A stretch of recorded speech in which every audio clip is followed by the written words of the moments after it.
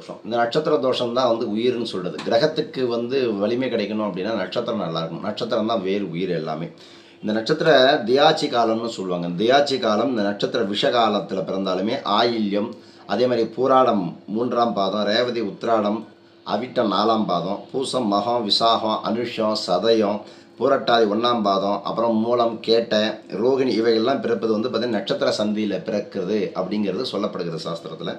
இதனால் தாய் தகப்பன் மாமன் பாட்டன் பாட்டிக்கெல்லாம் உடல் சரியில்லாத ஒரு சூழ்நிலை, கண்டம் மற்றும் இந்த செல்வ வளர்ச்சியெல்லாம் தடைபடுவது, பல இழப்புகள் எல்லாம் ஏற்படும் சொல்லி ரிஷிகள் வந்து சொல்லக்கூடிய ஒரு வாக்கு. இதற்கு பரிகாரமாக என்ன பண்ணோம், 27 நட்சத்திரங்களும் 27 லிங்கமாக இருக்கக்கூடிய திருவெற்றியூர், அதாவது திருவடை மருதூர் கூட போகலாம், திருவெற்றியூர் திருவடை மருதூர்லாம் போய் நாக சென்று அது அவங்க ஜென்ம நட்சத்திரத்தன்று 27 லிங்கங்களுக்கு தீபத்தை போட்டு வழிபட வரலாம். திருவடை மருதூரில் 9 கிரகங்களும் ஒரே வரிசையில் நின்று சிவபெருமானை தரிசனம் செய்ய இந்த இடர்கள் எல்லாம் கண்டிப்பாக தீரும்.